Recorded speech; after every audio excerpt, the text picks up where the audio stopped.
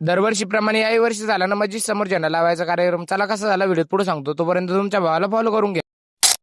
नमस्कार मित्रांनो, तर मी तुमचा लाडका ऋतिक नादरकर. आम्हाला जायचं होतं फुलं आणण्यासाठी. आम्ही सरळ निघलो फुलं आणण्यासाठी, कारण की आज दसरा होता त्यामुळे आपल्याला फुलं आणायला जायचं होतं. मी फुलं आणायला आलो त्याने पोतडीतच फुलं भरून चालवले होते. सर मी म्हटलं सरले पुऱ्या गावाला वाटतं का सर. आपण पण तिथून 1 किलो फुलं घेऊन घेतले, कारण की आपल्याला जास्त फुलं लागत नव्हती. आणि सरळ निघलो घरी जाण्यासाठी. घरी आलोच होतो तर नळ येलो होती. चला म्हणलं गाडी धुवून घेतली. गाडीला थोडं वाळू दिला, हारगीर बनवून घेतलं, मस्त पैकी गाडीला हार घालून घेतले. एकच नंबर दिसत होते आता गाडी. त्यानंतर कपडे गिपडे बदलली, सगळ्यांना आवरलं गिवरलं, चाललो आता आम्ही गावात. आलो छत्रपती शिवाजी महाराज चौकामध्ये. छत्रपती शिवाजी महाराजांची दर्शन घेऊन घेतली. आलो सरळ सरस्वती गल्लीत, कारण की सरस्वती गल्लीपासून रॅली निघणार होती. झाली मग रॅली निघाल सुरू. आता तरी पब्लिक कमी, पण अजून पब्लिक यायची बाकी. तुम्ही पब्लिक पाहून घ्या मग आता नंतर पुढे किती, कारण ही 100 वर्षापासून चाललेली परंपरा आहे ना. आता पण चालू ही परंपरा आणि इथून पुढेही चालत राहणार ही परंपरा. आपल्या पवित्र हिंदू धर्मात असलेला भगवा झेंडा आणला, सगळ्यांनी धरून घेतला, सगळ्यांनी मिळून झेंडावरती घेतला, सगळ्यांनी मस्त पैकी झेंडा बांधून. त्या गोष्टीवर 52 कमेंट नाही तर 1000 कमेंट झाल्या पाहिजे. जय श्रीराम. त्यानंतर आरतीला झाली सुरुवात. तुम्हाला तर पहिलेच बोललो होतो पब्लिक कमी नाही, कारण की पब्लिक बघू शकता तुम्ही, लय पब्लिक धाड म्हणतात ना. दरवर्षी दसऱ्यालाच राहत असतो हा झेंडा फडकवायचा कार्यक्रम. त्यानंतर सगळ्यात पहिले आपण आरती घेऊन घेतली.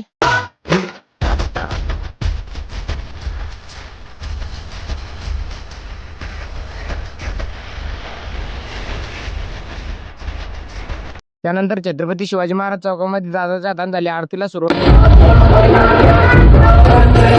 त्यानंतर तिथून आलो परत धर्मवीर छत्रपती संभाजी महाराज चौकामध्ये मस्तपैकी हार घालून तिथे पण संभाजी महाराजांच्या आरतीला सुरुवात झाली.